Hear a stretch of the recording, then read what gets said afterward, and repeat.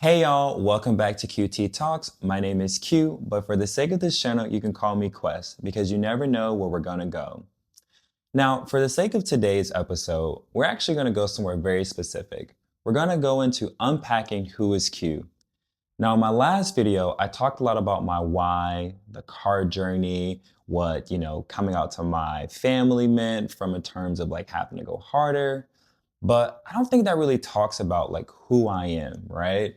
There's so many different complexities about me and quirks about my personality, and then just, different things that you're going to get throughout this channel. But I really want to let today be the foundation and set the stage ultimately for like, who am I, right? We're going to talk through today's episode about what makes me who I am today, a little bit about my family, a little bit about my career, a little bit about some of the different topics I'll get into, like relationships, finances, mental health, being an entrepreneur at such a young age, and ultimately, again, all the things that encompass Q. So yeah, there's a lot of things that makes Q Q, right? And so that's why I really like the name Quest. Um, I think it really just like goes to show like, one, you never know where I'm gonna go. Water on me, stay hydrated and minding the business that pays me, which is hopefully this channel someday. And the last place you saw me is definitely not the place I'm gonna be at the next time you see me, right? I'm always raising the bar, always moving the needle, always moving the goalpost, because I think that's just how my life at least needs to operate to stay fulfilled. But ultimately, I really just want you all to understand that like I'm on a journey.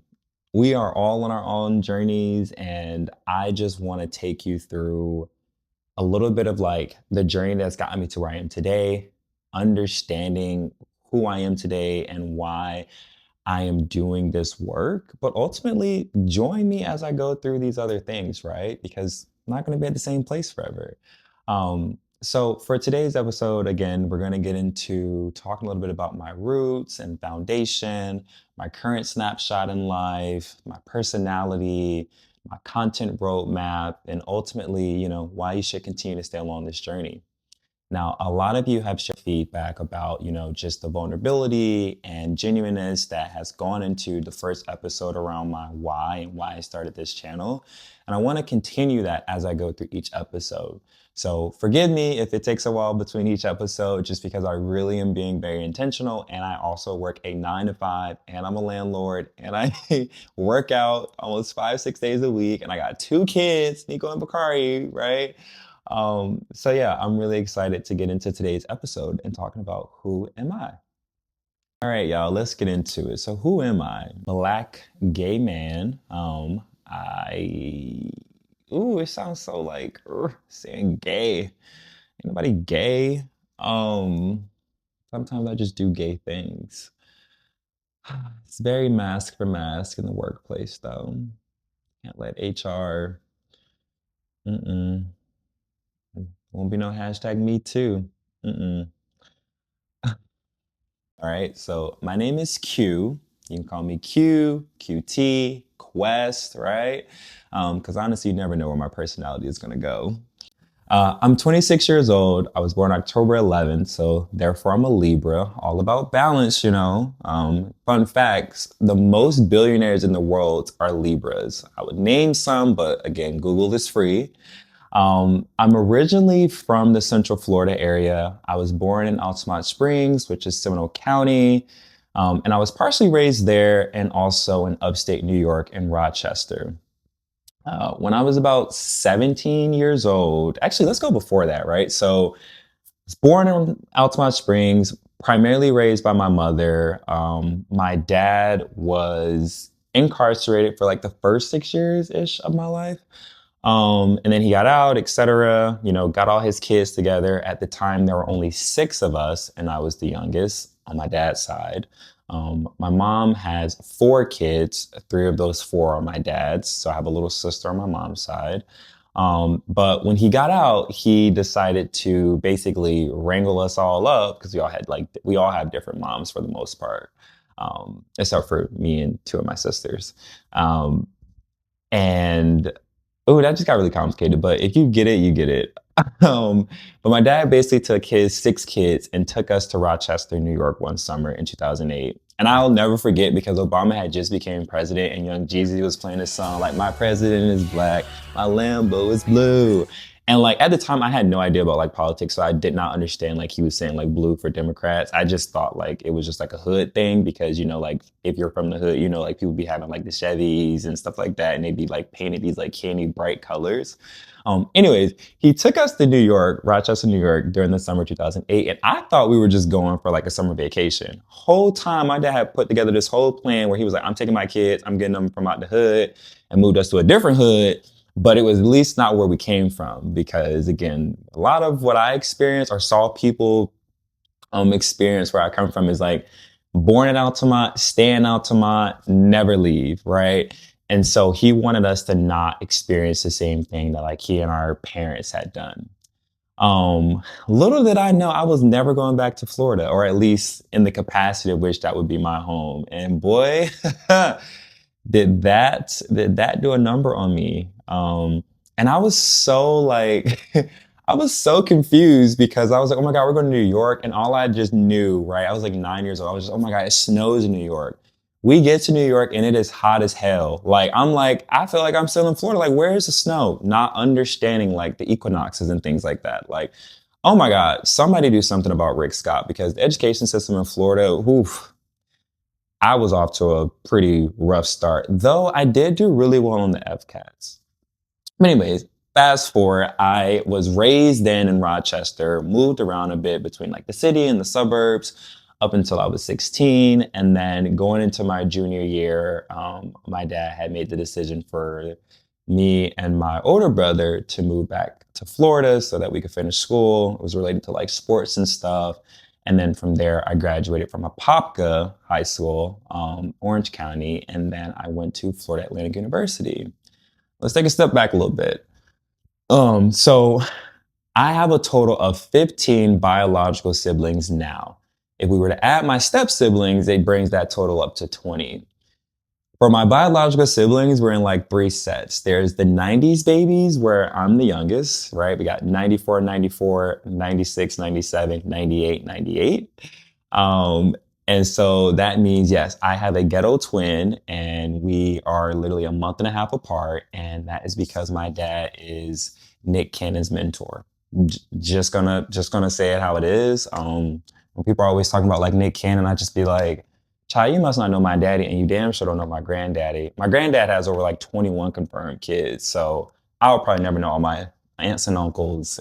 I have over like 100+ first cousins on just my dad's side. Um, but yeah, and then I have some younger siblings, one who I think just turned 16, one who's turning 15, one who's turning 11 this year, three that are turning, that have turned, I believe, also like 7 this year. Um, and one that turns like 4 or 5, and then two that turned 4 this year. And then I have a little sister who also is like turning 21 this year.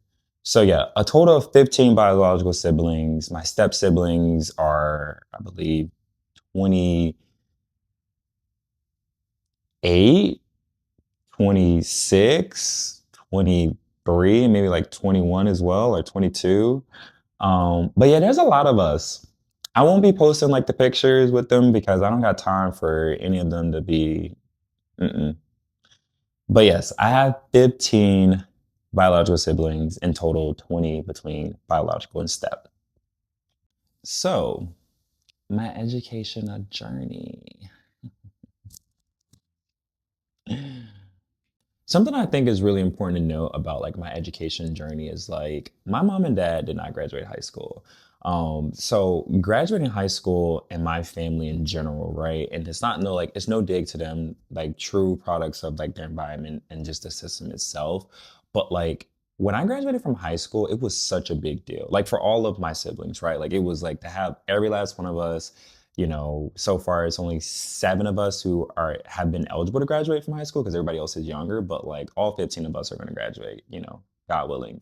Um, and it was just like such a big deal, right? Because that was just not something that was like commonly happening in our communities. And so going to college was really like interesting because I think like so many people had saw like a lot of potential relatives go to school but then never finish, right? Rather they be getting caught up into something, getting pregnant, going to jail, etc., or like, unfortunately passing away. And so like we don't really have a lot of people that also then graduated from college. And within my immediate family, like grandparents, like immediate grandma, granddad on both sides, right? Like down, I was the first person to graduate from college. Now, my sister, who's the same age as me and about a month and a half older, she also graduated from college, but like I graduated like within 3 years and she did four. I went to FAU, she went to FAM. We studied very different things and just had a very different like journey. And again, it wasn't like intentional for me to try to graduate early. It just happened that way. And I think it was a way that I planned everything. Like I made sure that I was always doing more than just the bare minimum from like a full-time perspective. And also with that, like trying to make sure that I was getting the most out of my like scholarships and grants and things like that. The more you took, the more money you got. And then obviously, like if you couldn't handle that workload, it also could have put you in a bad situation. But academically, I was very well. Um, but something I've like learned now is like, I think at one point, like when I was thinking about going to law school and then I did the internship on the Hill, I was like, the people who are writing our laws aren't even lawyers. Like the people who are voting on these like legislations that are impacting of our lives, like some of them never even been to law school. So like why would I think like my educational journey also changed completely like what success meant for me. Like I had this one boss who literally was like, degree does not equal career. And like I have taken that like truly. Like, yeah, I work in tech sales now, but like so much of what I do honestly is politics within business and then, business is politics at the end of the day. So like I've been trained in a way to understand the nuances and how to navigate complex relationships and really understand like the root cause of what people are trying to accomplish. So like I'm just a very like analytical, strategic person. That's my nature. But because of that, I think like after graduating from undergrad, I thought and do still believe that it was something that was foundational for me to be successful. Because again, black gay male coming from a family who do not have white collar jobs, right? And so it's like, how do you break out of a cycle into this new world that you're not, you know, privy to, right? And so for me, I think since graduating, like I'm very fortunate to work at the employer that I do, where like, I mean, the type of work that I do, my colleagues do, like it is graduate level, PhD level for a lot of these things that were literally changing the world. And I can speak to billions of dollars of direct impact on projects that I've worked on, programs that I've worked on, products that I've supported, right? And so that's given me a really great like professional and career just competitive edge that like it would have probably taken me 10 plus companies working at over a longer period of time to have this like body of work. And then also when I think about going back to like for a graduate degree and stuff, like I kind of think sometimes like, am I just doing this because I want another like accolade and like this is what I think success is, or am I doing this because it's something I genuinely want to do? And like I genuinely do love learning, and again, learning is a lifelong process, but I'm learning through the actual work that I'm doing with the mentors and sponsors that I'm constantly bringing into my life, through reading literature, and then just putting myself into very uncomfortable situations so that I can navigate it, right? In another episode, I really want to unpack like the whole success and schooling and certifications and things like that because I think it's important. But I really am so grateful that I've kind of removed myself from thinking that like I have to go get this advanced degree or I have to go get all these additional certifications to make myself feel good. But it's like you can go and get all those things and still not know how to apply them. And I think that's a lot of times the gaps with people when they're looking for roles is like, yeah, you on paper have these certifications or these credentials, but like you don't really know how to apply them because you haven't lived life or you haven't had these real life business use cases that you put yourself into to really show your understanding and impact that you can make. Um, so yeah, like I think now I leverage a lot of the work that I do to continue to educate me while also taking time to take the right certifications that really do fill in like curiosity points for me or where technology is headed, and like reading like autobiographies and nonfiction and fiction books, and books around like theoretical let's say like psychological thrillers, right? Just so that I can constantly keep my mind fresh, and then also being around like-minded people in industries that I want to be in so that I can understand like what is also the reality beyond just the practical interpretation of something, Say it with me. Proper prior performance,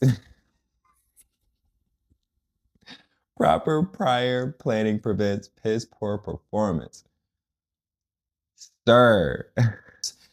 Reading, journaling, yoga, Pilates, HIIT, kickboxing, weightlifting, going into work. I like to meal prep.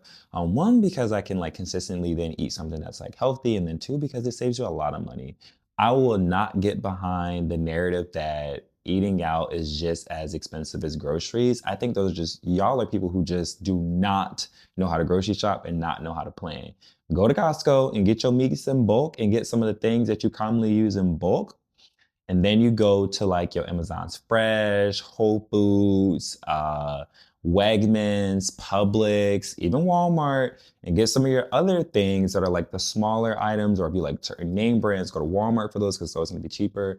And you just really plan it out. Like I will meal prep for like Monday through Friday, and I'll switch between like chicken breast, chicken thighs, put different seasonings and stuff. And it always is going to come out cheaper than if I were to be paying $15, $16 every day for lunch. And I still got to figure out dinner. No, no, no, no, no. When I like eat out, I like it to be an experience. So I try not to do as much like fast food unless I'm just having like a craving because I'm on cloud nine. Um, but like, and I mean that metaphorically, right? Like I've never been on Blue Origin, right? Um, but yeah, so I am very routine in a lot of the things that I do, but like I would say that that's like 70% of how I operate. The other 30%, I'm definitely more like laid back. I let other people take control, more type B and just like living in the moment. And that's more when I'm like on vacation or if I'm hanging out with like my friends, which the planning of hanging out with my friends, if it's not on the calendar, is not happening because like all of my friends mostly just have so much going on in their lives that we have to put things on the calendar. And I do everything by like a quarter. So like I have this huge big whiteboard like calendar, and then I focus on it each quarter where I keep track of like, I put like a star for if I read that day. I put a black square if I worked out, or a black check if I ran. I put like a circle if I went into the office. And then like I color coordinate it with like orange is my favorite color. So when I'm doing stuff that like is extracurricular with friends, it's an orange. For anything that's just like for the month, like dentist appointments or haircuts, or I got like maintenance for the car or whatever, right? Like those are things that I would put in the color that I use for that month. And it really does help me see like a single pane of glass of like all of the different things that I have going on, so that like I'm not over committing myself to something, but I can also be very intentional about showing up for myself and for people that I care about. And showing up is a really big thing for me. Like, oh, I cannot wait to unpack more of that with y'all. And then like traveling, I probably do about 20 trips a year. We'll talk a lot about like what my traveling looks like in its current state, because I do have some privileges that won't always be lasting, but have tried to take advantage of those while I can, from a more like, see the world, not necessarily of others. And then in just the past, it's just like, budgeting and being very intentional about stretching the dollar and like going to Latin America, right? Going to places where your US dollar can really take you far versus like trying to go to Miami, Atlanta, LA and spending 2, 3 grand on a weekend. Like that just does not make sense. Like even if you got it, like unless you're a multimillionaire, like it just doesn't make sense. So yeah. And then, like I said, showing up is so, so, so, so, so important for me. Like showing up for me in the way that like I want you to show up, and then like understanding how like the different friends and people in my life want me to show up for them, I think is really important. Oftentimes we fall into these common pitfalls where it's like, hey, like, oh, these are my love languages, so I'm just gonna like show up for you in my love languages because like that's what I want. And that's not emotionally mature. Like Yes, we should have our love languages. We index on all of them, but there are some that we are more leaned towards than others. And like, you got to communicate that with people. And I'm sure it's going to be different from like an intimate to a more platonic to a like familial or even just a working relationship. And the same is true then about other people. So when I'm building like new friendships or when I'm constantly reevaluating like the existing long-term friendships that I have, like I'm always trying to see like, how can I show up for that person, rather it be physically, from afar, or again, in whatever way that they need, that I can actually then give the capacity. And I think that's also the other point. If you can't show up for somebody the way that they want you to show up for them, like you need to communicate that. Don't like, that's just a hard stop. If you cannot show up for somebody the way that they want you to show up for them, you need to communicate that and move accordingly, right? Period. Okay, so as we get ready to wrap up this episode, I really want to just let you know, like, yeah, like we're starting off to talk about like who I am, but it's impossible to talk about all the things in 20 minutes, and I don't want to give away too much right now. But as it currently states, like I think these are some of the important nuances to learn about me. But we will continue to unpack that, right? As we go and face the different versions of myself that I've seen in the mirror and really dive deep and really understand like what that journey was like and how that's led me truly to where I am today from like a work perspective, a financial perspective, overall physical and mental health perspective, and the type of relationships that I have. In addition, again, I just really want to set the stage for what my content roadmap will continue to look like. And it won't be linear, right? Because no journey is linear. There's always going to be ebbs and flows and going to be just, again, quests. You never know where we're going to go. But you can bet you that it's going to be around family slash relationships, career, education, finances. Oh, I love finances. And I can't wait to talk about like my financial tracker with you all, where it really gives you a really good comprehensive understanding of your finances and how you can make the best like data driven decisions about your finances, right? Like when I bought that car, it wasn't just because I got approved about a car, it's because I was doing the math, and the math wasn't mathing for the other car I had. And I was like, at that rate, I could actually get a new car, right? And then talking about mental health, talking about what it's like to be an entrepreneur, and like, what does it look like for me being a landlord? What did it look like for me starting that first juice business? What does it look like as I look to do some other things? Hint, hint, wink, wink, right? Really, that was probably so cringy, but yeah, really excited to talk about all those things and really unpack and talk about it with you all. Thank you all so much who have joined the journey so far, who are just now seeing some of my content for the first time. I'm really looking forward to continuing to just unpack these things with you all as I continue to face the versions of me that I see in the mirror and taking you along the journey of how I got here and where I'm headed and going along those journeys as well. Thank you so much. I hope you really enjoyed, and stay tuned till next time. You never know where we're going to go.